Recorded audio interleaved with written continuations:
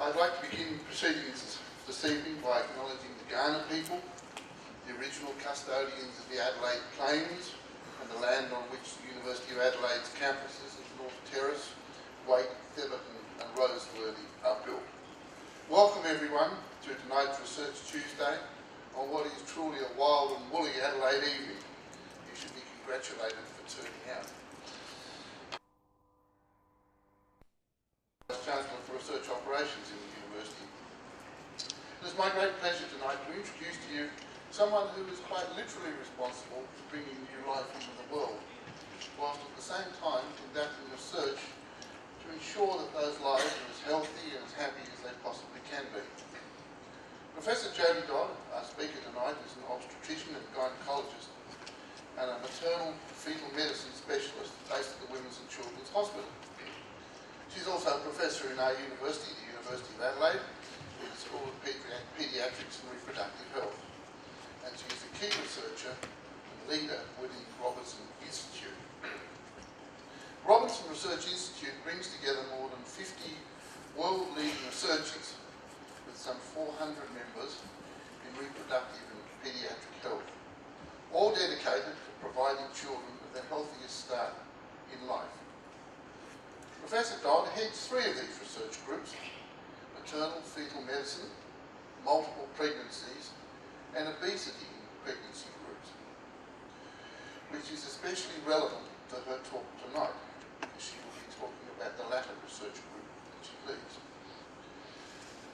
Professor Dodd is truly the perfect example of the interface between research and clinician.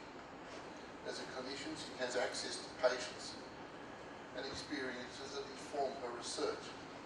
And as a researcher, she gathers evidence and information that develops guidelines and in turn lead to best practice for patients. In this way, she has been able to have a direct impact on pregnancy care for women and health outcomes for their babies. Would you please join with me in welcoming our speaker tonight, Professor Jodie Dodd.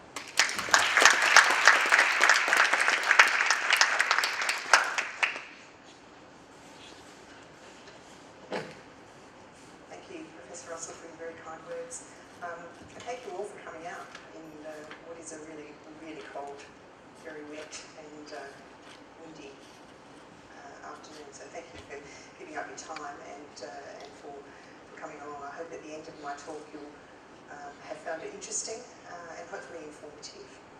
I think one of the most important things to say at the outset is that I am able to stand here and present the findings of our research group, but it's very much a group effort. There are an enormous number of people who contribute to our work, a number of research assistants and people who I collaborate with, both within the university, wider across Australia, but also internationally. And it's, I think, a very important opportunity to be able to acknowledge the work of all of these people that I feel very fortunate to be able to interact with.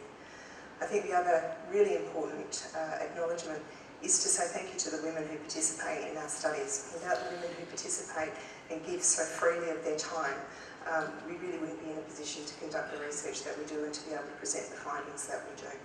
So I'm a very small person standing here on behalf of a very large group, and I'm very grateful to all of the people who contribute.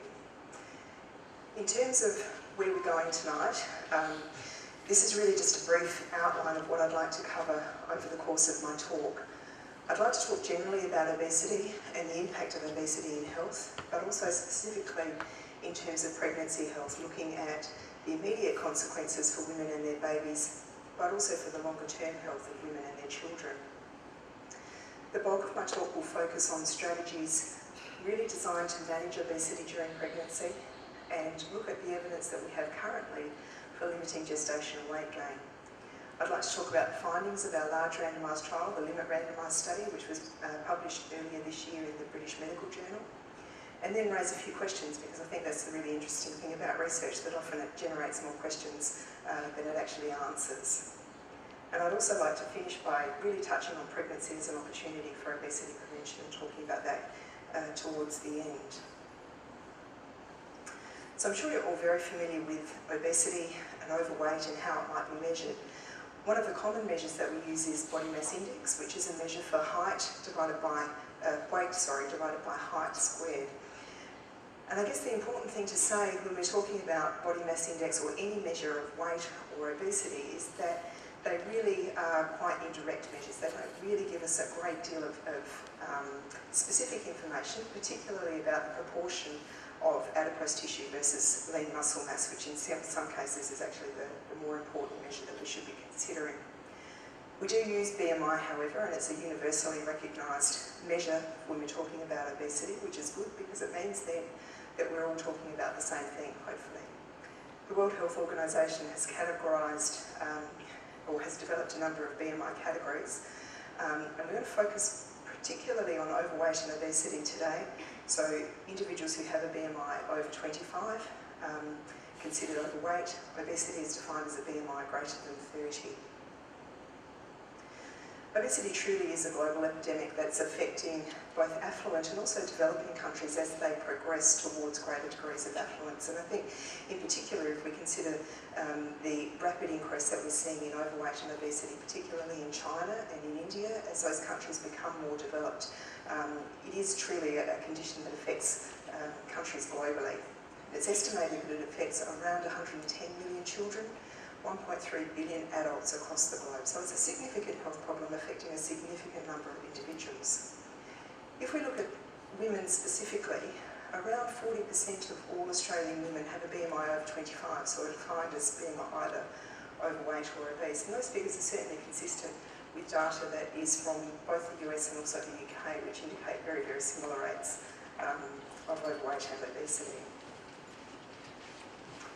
I'm sure many of you will be very, very familiar with the effects of obesity on adult health. The World Health Organisation has identified obesity as the 6th most important contributor to burden of disease at a global level. And that reflects the association between obesity and both hypertension, high cholesterol, and also diabetes, all of which contribute directly to an increased risk of cardiovascular disease and also cerebrovascular disease. Overweight and obesity is estimated to be among the leading cause or the leading risk factor for adult deaths, accounting for almost 3.5 million deaths around the globe every year. And associated with that, there is a significant cost. The economic costs of obesity are quite profound. Access Economics prepared.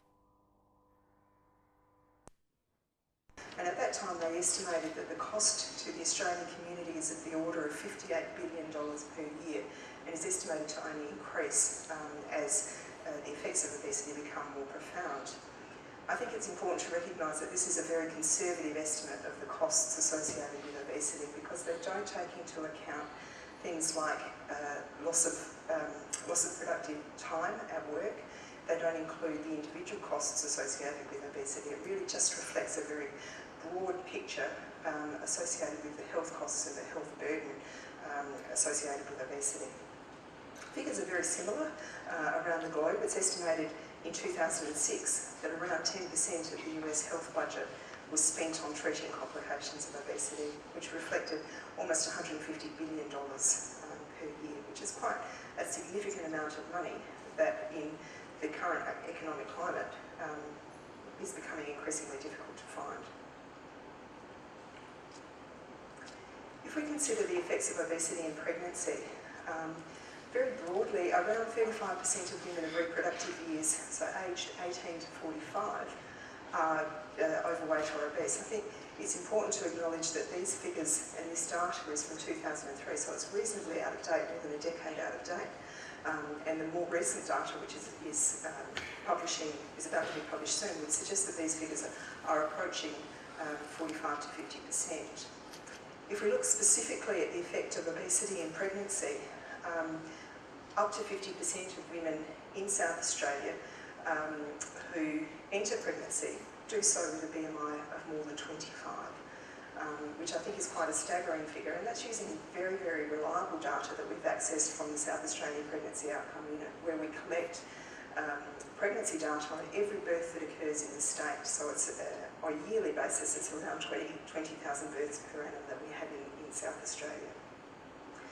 There are very, very well documented risks associated with overweight and obesity during pregnancy. And those risks of adverse health outcomes increase as a woman's BMI increases. and they reflect pre-existing medical conditions which are more common among women who are overweight or obese. It also reflects the development, more commonly, of specific pregnancy-related medical conditions, so things like hypertension and preeclampsia, as well as gestational diabetes, an increased risk of labour and birth complications, and increasingly we're recognising that there is an effect on the infant, and there are adverse infant outcomes associated with both overweight and obesity during pregnancy. The next two slides present that information graphically, and it's information again that we've obtained from the South Australian Pregnancy Outcome Unit. What we've done is collect information based on a woman's BMI category, and we've compared the risk of adverse health outcomes using as our reference population women who have a normal BMI.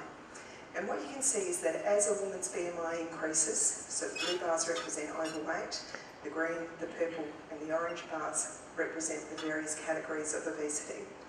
As a woman's BMI increases, so too does her risk of adverse health outcomes.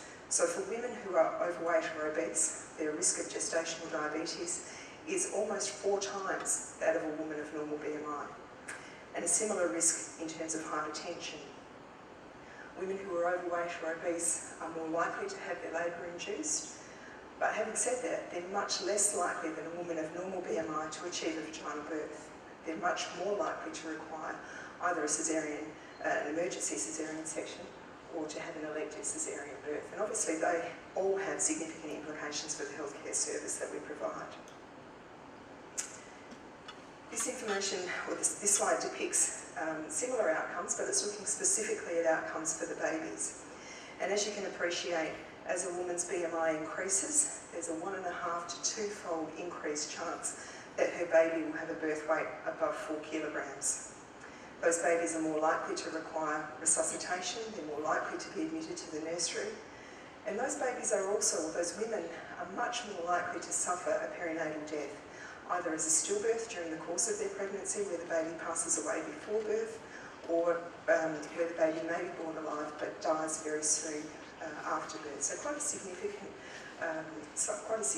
risk for the baby as well.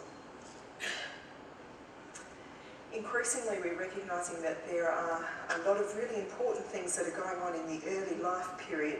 And we're talking, I guess, when we talk about the early life period, we're talking about the in utero development of a baby and how that might influence things that happen subsequently to that individual.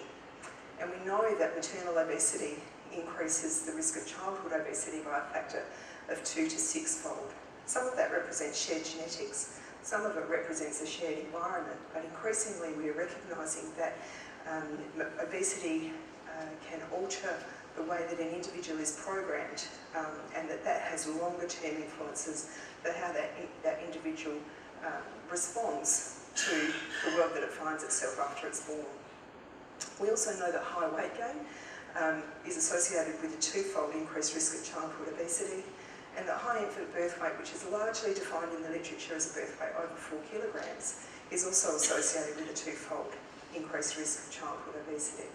A lot of these factors act independently, but there are also additive effects. For example, if you have maternal obesity and you have gestational weight gain that is considered to be high, and you have a high infant birth weight, then they act in a very, very complex way to further increase an individual's risk of obesity. In terms of managing obesity during pregnancy, the American College of ONG has released recommendations, and I guess in and of themselves the recommendations are not bad recommendations. The recommendations really state that women should be counselled prior to conception about the increased pregnancy risks associated with obesity, and that they should be encouraged to lose weight. And I think that's a very laudable goal. I think it's a very an ideal situation that we should be looking towards. But I think it's far from the reality that we find ourselves in, particularly in a clinical situation where 50% of women that we encounter on a clinical perspective enter pregnancy with a BMI over 25. So if we're not targeting obesity prior to pregnancy, the approach that we tended to adopt is looking at limiting gestational weight gain, and it's kind of a harm minimisation approach that we've tended to adopt. The Institute of Medicine is a US-based group that have really assimilated a lot of information that has been published in the literature really since the late 1960s up into essentially the mid sort of 1980s. I think when we think about that information, they're largely observational studies which have really just been able to identify associations between the effect of weight gain and pregnancy outcomes. The majority of the studies have been done in populations where the rates of obesity are certainly nowhere near the rates that we are seeing currently. And I think the other really important thing to say is that the focus of the studies that have been done to date have really been looking at trying to identify poor fetal growth. So they haven't been looking at specifically the effects of high maternal BMI. They've been looking at ways of trying to identify those babies that are not growing well, and in particular women who are at risk of preeclampsia, and trying to be able to identify women who are at risk of hypertension. The guidelines were originally published in 1989, and then they were republished in 2009, essentially unchanged. The recommendations really haven't changed in that sort of 30-40 year period. But what they do, for better or worse, is set out weight gain recommendations, which you can see as presented in the table vary according to a woman's pre-pregnancy BMI. I don't really want to get into too much detail about how they were derived and the validity of them. Suffice to say that they're used widely, and it's really what we tend to focus on in clinical practice. If we go on and try and look at really more robust evidence for what the effects of limiting weight gain are, we need to turn our attention to randomised trials, because they provide us with a far more robust method of assessing not just associations, but really being able to look at causation, looking at being able to see whether or not providing an intervention during the course of pregnancy, whether that does have an effect in terms of outcomes. When we look at that information, there are really only 9 studies that have been done to date, specifically involving women who are overweight or obese in pregnancy, around 3,000 women in total. And I think when we look at exercise interventions, there's a much smaller proportion of women who've been involved in those studies. I think overall what these studies show is that potentially there might be a modest effect at best in terms of interventions to prevent excessive weight gain during pregnancy. Really importantly, these studies have all been very small, they've been well underpowered, and the majority of them haven't actually focused on reporting clinical outcomes. So there's very, very little information available currently that tells you whether or not providing a woman with information to limit weight gain during pregnancy, whether that has any kind of effect in terms of reducing her risk or the risk for her baby of developing an adverse outcome. That leads me on to the study that we've completed recently that was published earlier this year in the British Medical Journal. It's the LIMIT randomised trial, and I'd like to acknowledge our co-authors who are all listed on the paper, as well as the much broader LIMIT randomised trial group, which consists of a huge number of people. I'm not going to mention everybody because I will almost certainly commit a sin of omission, but really to thank everybody who's been involved in that study. Our research question was really trying to address that gap in the literature. Really, for pregnant women who are overweight or obese, what is the effect of providing antenatal dietary and lifestyle information in terms of maternal and infant health outcomes? So to answer that question, we conducted a multi-centre randomised controlled trial. We recruited 2,212 pregnant women from across the public maternity centres in metropolitan Adelaide. At the time of a woman's antenatal visit, each pregnant woman who presented to clinic had their height and weight recorded and their BMI calculated. And that was either done by the clinical midwives who were providing care in the antenatal clinic setting or by research staff. And I think that's no mean feat. It sounds very tiny, but it's actually quite an enormous effort for every single pregnant woman presenting to those antenatal clinics to have their height and weight measured and their BMI recorded. Women were eligible for inclusion in the study if they had singleton pregnancy, if their BMI was over 25, and if they presented between 10 and 20 weeks of pregnancy. Women were excluded if they had a previous diagnosis of type 1 or type 2 diabetes, or if they had a multiple pregnancy.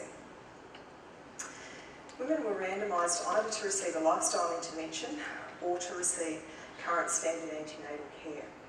The lifestyle advice really consisted of dietary information, exercise information, and then specific assistance to identify goals and to achieve those goals, so to self-monitor their progress, to identify things that would enable them to make change, and to identify barriers that might prevent them from making changes to their diet and to their lifestyle.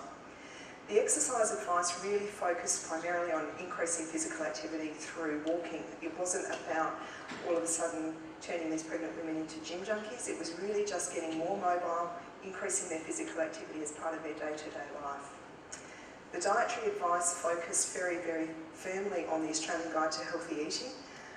Women were encouraged to have a diet that maintained a balance of carbohydrates, protein and fat.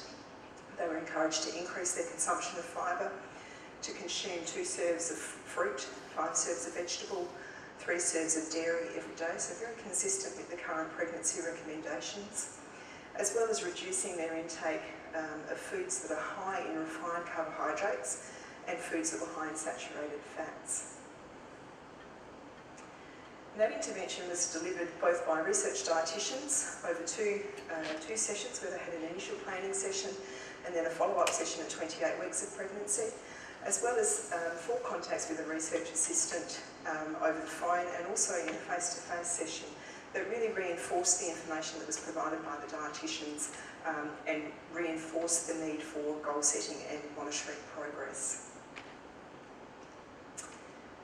The women who were in our standard care group continued to receive their pregnancy care according to the hospital where they planned to give birth. And currently across the state, that really doesn't include a great deal of information at all about healthy eating, dietary and lifestyle information, or about advice on gestational weight gain. So I think the current pregnancy record book that most pregnant women receive has maybe a little A5 sheet that has a food pyramid and some very, very basic information about healthy eating, but that's really the extent of information that pregnant women receive currently with regards to healthy eating during pregnancy.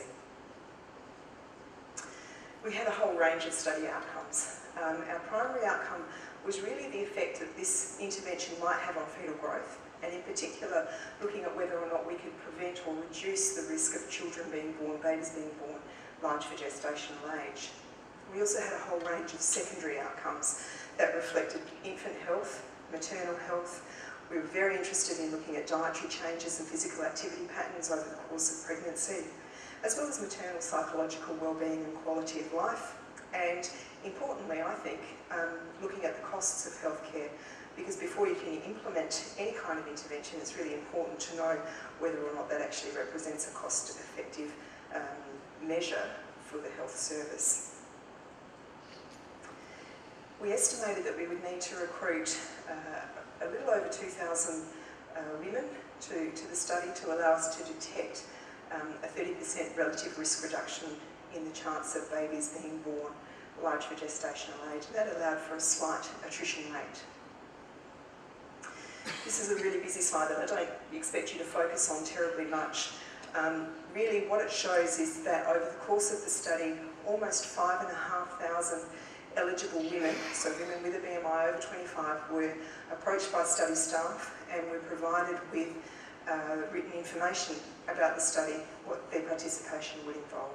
Again, I think that's a very impressive feat. I feel very, very humbled really standing here saying we recruited.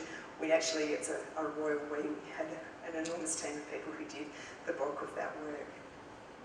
Around 60% of women declined to participate in the study for a variety of reasons. Some were not interested in a focus on overweight and obesity during pregnancy, some were not interested in changing their diet, some were too busy, but of those women who were approached, 2,212 women provided written informed consent and were subsequently randomised, and we have outcome information available for those women.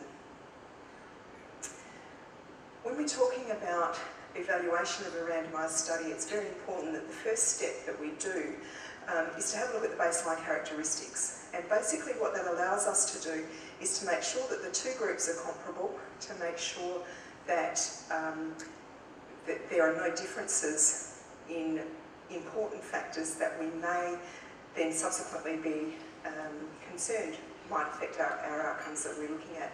It also allows us then to be able to say, well, the groups were similar at the time of trial entry, and the only thing they differed in really was what we did to them as part of the study. So the differences that we see then are due to differences because of the intervention or what we've actually done. And as you can see, the baseline characteristics of our two study groups were very, very similar. The mean...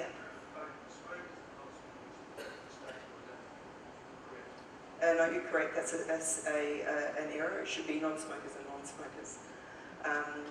So the average age of women participating in the study was 29 years. The median BMI of the study was 31. Approximately 60% of women were obese, 40% of women were overweight, and the median age or gestational age at trial entry was 14 weeks.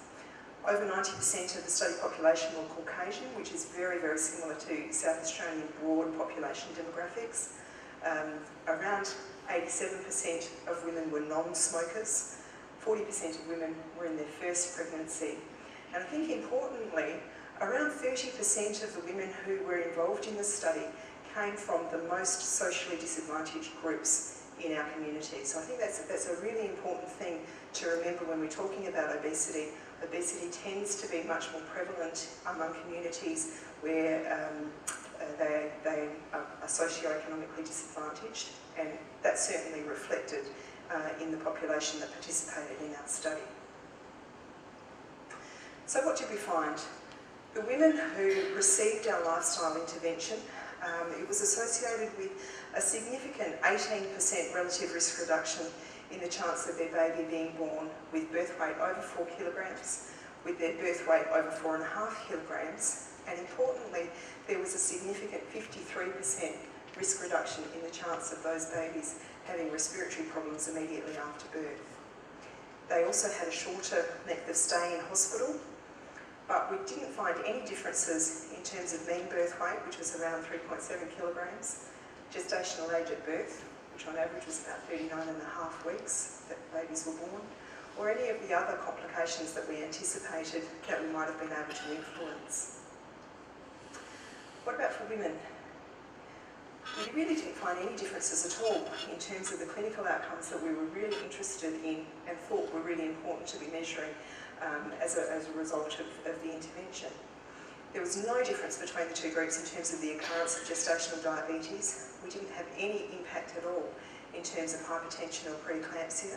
There was no difference in antenatal admission rates, although when women were admitted, they tended to stay for a slightly shorter period of time in the lifestyle advice group.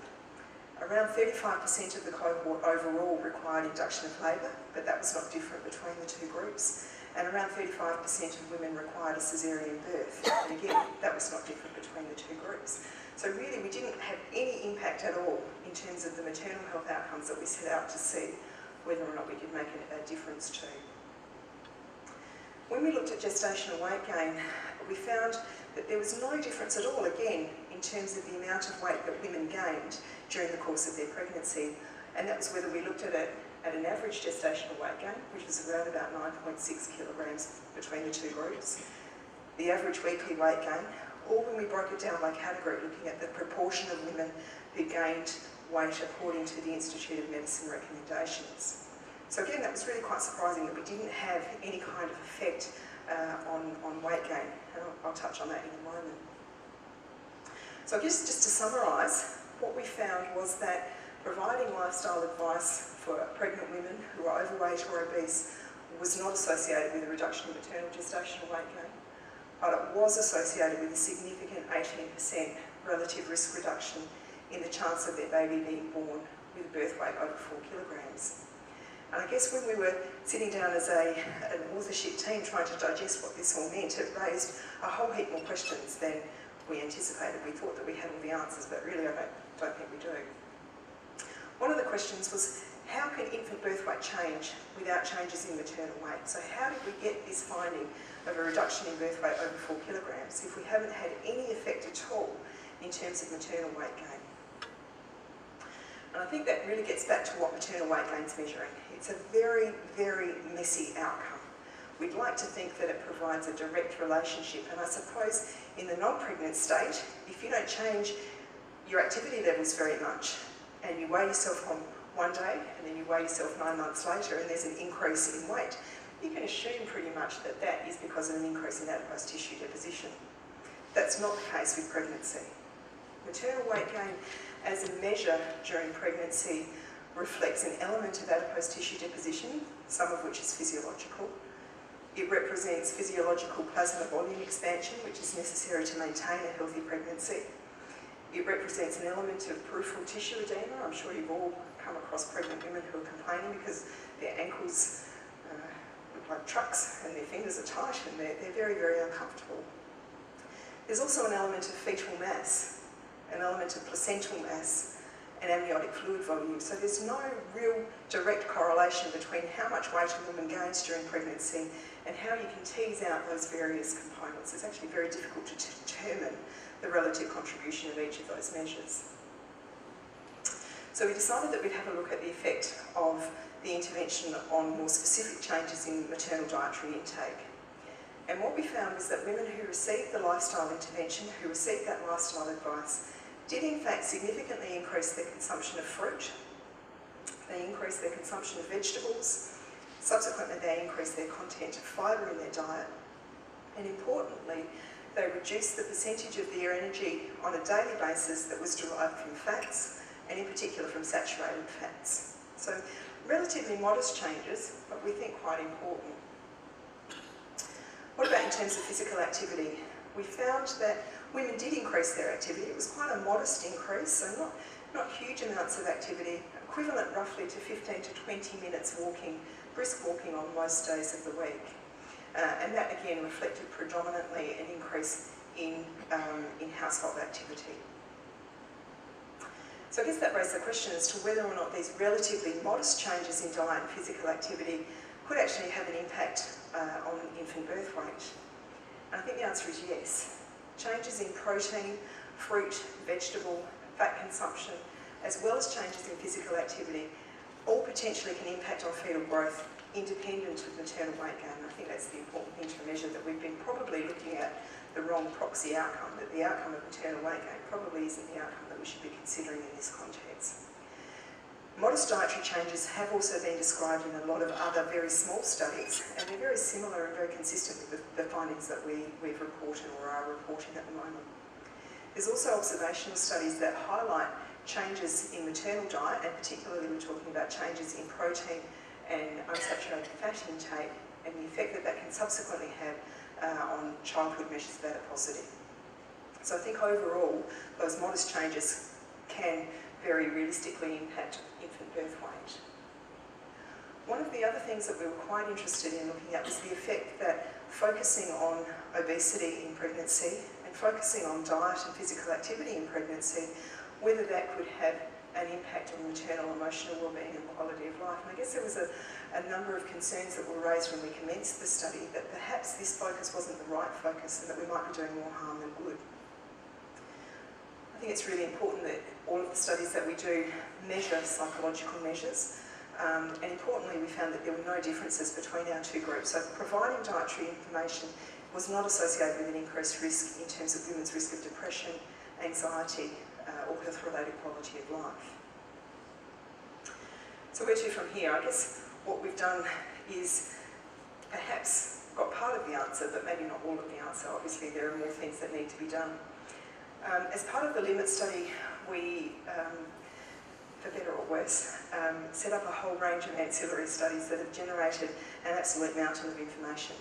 So we had collected information from women, from their partners.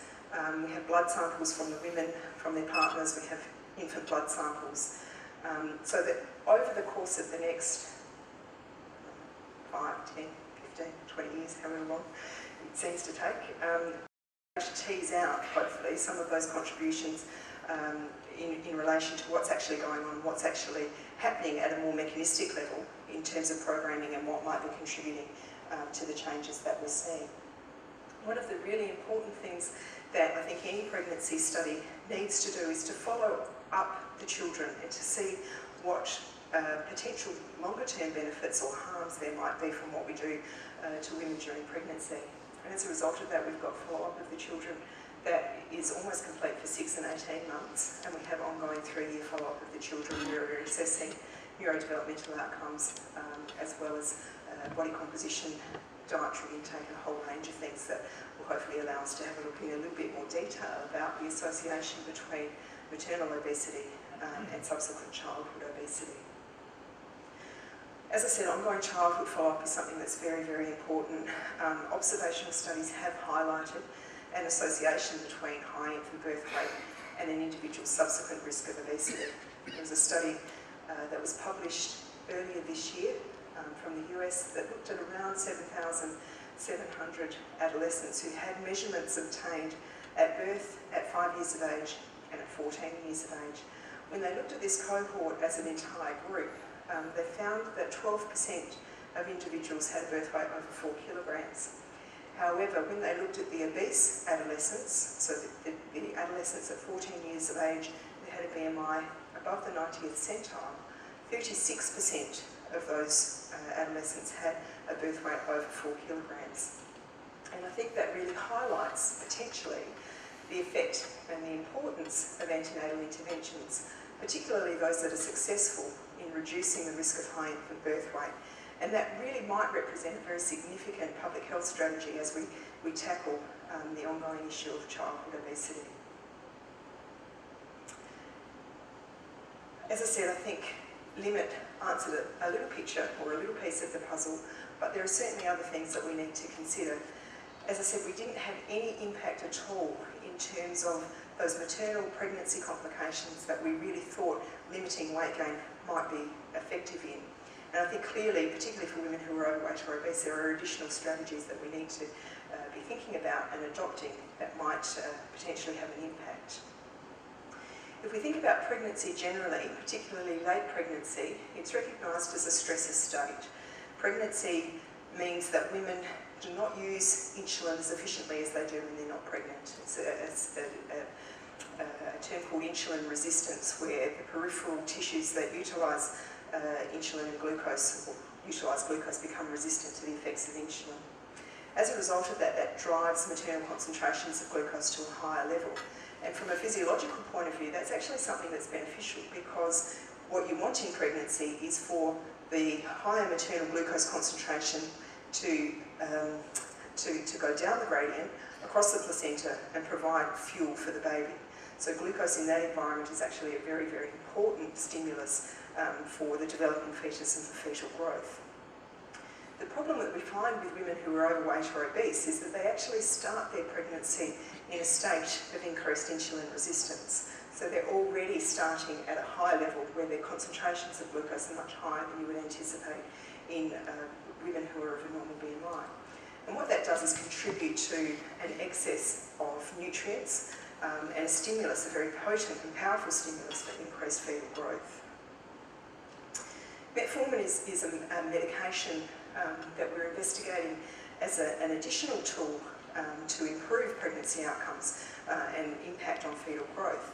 It's a medication that you might be familiar with. It's very, very common in terms of treating type 2 diabetes. It's also increasingly used in the treatment of gestational diabetes and potentially might represent a strategy to improve outcomes for women and for their babies.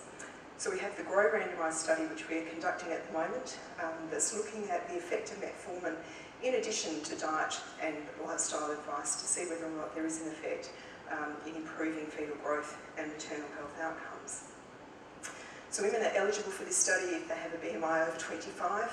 All women receive lifestyle advice and sessions with a dietitian. And women are then randomised either to receive metformin tablets or to receive an identical appearing placebo. And our outcomes are very similar to those that we looked at for LIMIT, so birth weight above 4 kilograms, as well as the maternal pregnancy complications that we were very interested in seeing whether we could modify. Just in closing, I'd like to touch a little bit on pregnancy as an opportunity for obesity prevention. We've spent most of the time talking about how we might manage obesity during pregnancy, but I guess taking another tack and looking at how we might prevent obesity, using pregnancy as an opportunity where, for the majority of women, it's a time when they're engaging with the healthcare system and an opportunity to provide some really powerful and important healthcare messages, not only for them, but also for their babies. The World Health Organization has highlighted the importance of preventing weight gain in adults of a healthy weight as a strategy for preventing obesity. And I think that's really important. Estimates suggest that by 2025, so in 10 years' time, almost 2/3 of all Australians will be overweight or obese. I think that's obviously highlighting the need to really focus on preventing weight gain and preventing that movement into a higher BMI category. Importantly, women of reproductive age are a very, very key group to target. The average woman of reproductive age, so we're talking again 18 to 45 years, gains on average about 700 grams per year.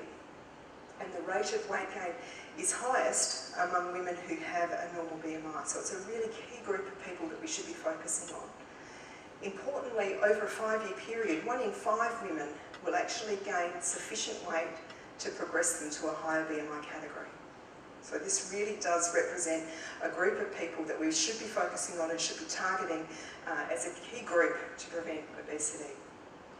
If we go back to the gestational weight gain recommendations from the Institute of Medicine, they've recommended that for women of a normal BMI, the average weight gain should be between around 11 and 16 kilograms. Weight gain over 16 kilograms during the course of the pregnancy is considered excessive. Importantly though, 60% of women of normal BMI will actually gain more than 16 kilograms during the course of their pregnancy. So again, this is a really key group of women during pregnancy that we should be focusing on and really trying to minimise the effects of excessive weight gain. Why is that important? If we look at every additional kilogram a woman gains during pregnancy, so above 16 kilograms for a normal BMI woman, there's a 10% increased risk of pregnancy complications. And those pregnancy and birth complications are the same ones that we've identified as being significant for women who are overweight or obese. An increased risk of gestational diabetes, an increased risk of hypertension and preeclampsia, an increased risk of caesarean birth, and an increased risk of their baby weighing more than 4 kilograms. In the longer term, high degrees of weight gain during pregnancy, so above 16 kilograms for a normal BMI woman, is associated with a 50% increased risk of subsequently developing type 2 diabetes and cardiovascular disease. So significant risks associated with high weight gain during pregnancy in terms of subsequent health. And importantly, a 3-fold increased risk in subsequently developing obesity. So we have another study that is targeting women of a normal BMI, and that's looking at trying to optimise the amount of weight that a woman gains during pregnancy, and that's the OPTIMISE study. For this study, we're looking for women who are pregnant, who have a normal BMI, so between 18.5 and 24.9. Women are being randomised to either receive dietary sessions with a dietitian or to receive standard antenatal care. And in addition to the other clinical outcomes that we've mentioned previously, we're also very interested in looking at how much weight a woman retains 12 months after birth as a risk or as a predictor of future risk of obesity. So we've covered quite a lot of ground tonight. There's been a lot of information. I think if there was one final take-home message that I could get you to think about, it would be really that healthy diet and physical activity is important. It's important for everybody, but it's especially important during pregnancy, not only because of the impact that it has on a woman's immediate pregnancy and birth outcomes, but also because of the longer-term impact that it has on her health and that of her child. I'd also just maybe be a little bit presumptuous and finish with a moment of propaganda. If you're pregnant, or if somebody you know is pregnant, and if they have a BMI, we don't really mind what their BMI is. And we have a study that they may be interested in. If you care to get some more information, we have some contact details here. I think there's also some flyers that Sarah has prepared that have got the contact details. Courtney and Angela, do you want to wave? Courtney and Angela will be down here after the session's finished. And if you'd like to provide your contact details, one of our study team will get in touch with you very soon to provide you with some more information. As I said, studies like this don't happen without a huge team. I'm very grateful to our funders. I'm very grateful to the support from the University of Adelaide, the Robinson Research Institute and the School of Paediatrics and Reproductive Health for all of the support that has been provided to me to allow these studies to be completed.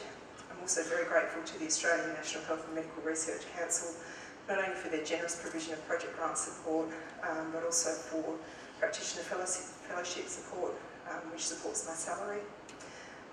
Also to our international funders, the US National Institute of Health, the European Union Early Nutrition Project, the Clive and Vera Ramacchiotti Foundation and Channel 7 Children's Research Foundation have all been very, very generous in providing funding for this research to continue.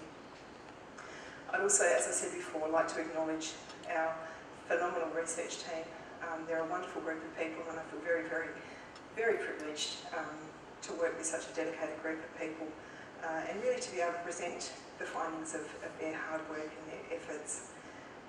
Studies like this don't happen, again, without collaborators, be they across the university, nationally or internationally. I'd also like to acknowledge the clinicians at the Women's and Children's Hospital, the Lyell McEwen, and the Flinders Medical Centre, so the obstetricians, the physicians, the midwives, everybody who's been supportive of the study. And finally, I'd like to thank my husband Greg and our two beautiful girls. They put up with quite a lot. Thank you. Hello, my name is Helene Rooks. Thank you for the presentation, very beautiful. You wanted to increase fruit and veggie intake. Did you have any measures to evaluate, other than interviewing them, if they did? For instance, fiber intake or carotene in the blood, or... Yeah, no, that's a really important question. Obviously, we have food frequency questionnaire data that we're in the process of looking at, that was obtained at 4 time points, so at trial entry, at 28 weeks of pregnancy, 36 weeks of pregnancy, and then at 4 to 6 months postpartum. So that allows us to look at what women reported that they were doing with their diet. We also have blood samples that were taken at each of those time points as well, that we're in the process of looking at in a lot more detail. So we will be able to look in a lot more detail at specific markers and specific biomarkers that we will then be able to correlate with the questionnaire data to see whether or not those changes were actually correct.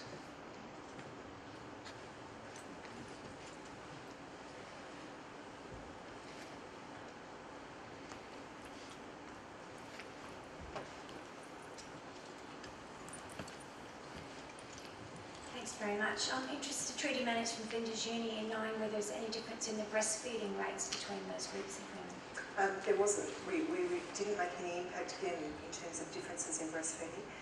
We looked at breastfeeding at the time of hospital discharge, and that, perhaps not surprisingly, was relatively high. It was about the order of 90%. Not surprisingly, when you then measure at 4 to 6 months, it had dropped off quite considerably at that time, but no differences between the two groups.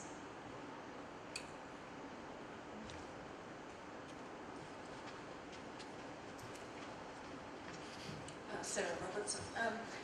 You mentioned just briefly the concept of programming, and this refers to the very earliest events around the conception and becoming pregnant. And I wonder if your work suggests that we might need to also focus on women even before they conceive, and perhaps before and while they're thinking about becoming pregnant, if we really want to make the greatest difference. Oh, I agree, Sarah. I think that's a very, very valid comment. I think obviously what we've shown is that you can make some changes during pregnancy. The effect that we see in terms of clinical outcomes is probably modest at best. And I think if we really wanted to have the greatest impact, then obviously intervening prior to pregnancy, from either the perspective of modest weight loss for women who are overweight or obese, or dietary changes, I think would be the strategy that would have the largest effect. We do have a study that we're toying with. I guess we haven't really done very much much in terms of progressing that is trying to address that question. Is really looking at preparing people for pregnancy and making an impact, not only for women, I think also looking at their partners and looking at changes in lifestyle for their partners as well.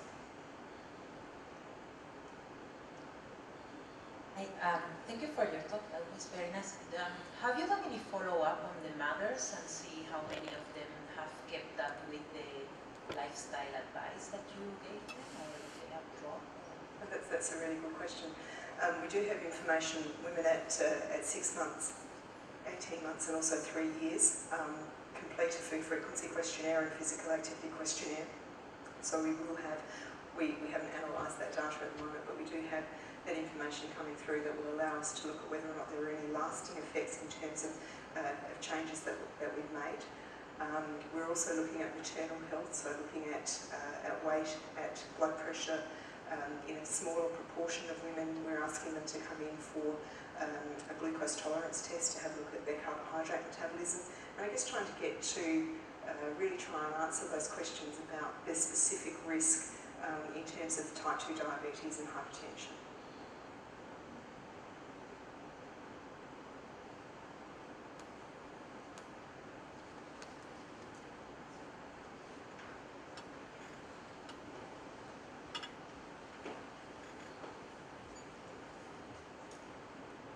Thank you for your talk, Jodie. I was really interested to hear you say one of your findings was that women of normal BMI were gaining, I think you said 16 kilos during pregnancy, and I'm really surprised at that. And if you sort of asked the women what they thought was a reasonable weight gain, because in my experience, it's been, well, dietary advice given by midwives to women of normal BMI is normally the sort of the 3 by 4 rule, 3 to 4 kilos each trimester, so 10 to 12 kilos weight gain would be considered reasonable. And I was really surprised at the 16. So I think the 16 comes from the recommendations. The recommendations is a range that goes from around 11 kilos up to 16, and then after 16 is considered excessive. I guess the problem is that information is derived from studies that are probably not the greatest quality studies. They're very old studies, and they don't necessarily reflect, in my view, I don't think they reflect what we should be recommending as part of our clinical practice. I think there's a lot of misconception about weight and about weight gain during pregnancy. There's a lot of misconception about this notion of eating for two. If you kind of think about the actual physical nutritional requirements that a woman requires during pregnancy over and above what she should be eating normally, it really equates to an additional serve of dairy and an additional slice of bread.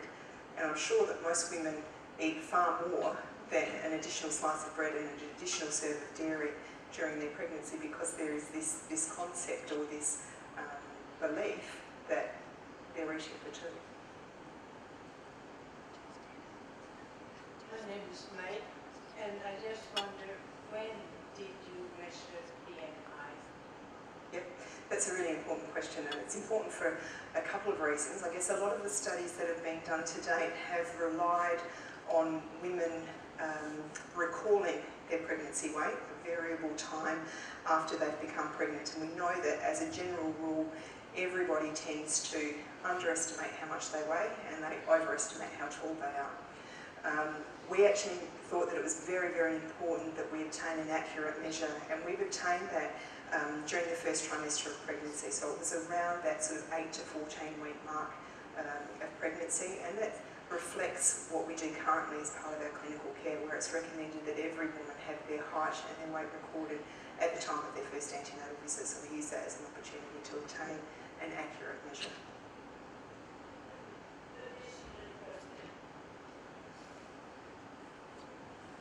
How do you measure a woman in her third trimester? Where? That's an important question.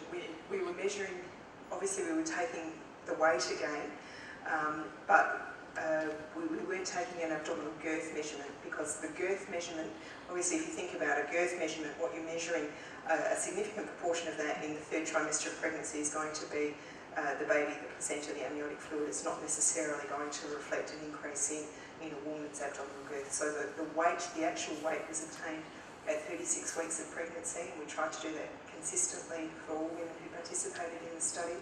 We have some measures of body composition because it's important to have a look at where women might be depositing fat. One of the things that we didn't want to do was do an abdominal girth measurement because it's not accurate. So we've actually obtained skin fold thickness measurements for women by pinching the subcutaneous tissue, and we've obtained that at the back of the arm. So we've got a biceps, a triceps measurement and a subscapular fat measurement, because they're the measures that reflect fat deposition during pregnancy, and they're the measurements that are least variable in terms of fetal growth.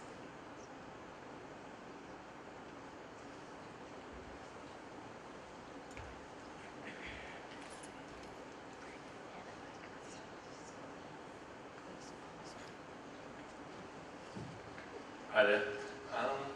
Just regarding the dairy aspect, did you have anybody in your trials that were perhaps lactose intolerant or even vegan who refused to have dairy, or will it be a trial would include those people later on? That certainly wasn't an exclusion criteria, and the information that women were provided with certainly took a personalised dietary history and looked at, for those women who had specific dietary requirements, looking at quite specific ways of meeting those nutritional requirements independent of their dietary needs.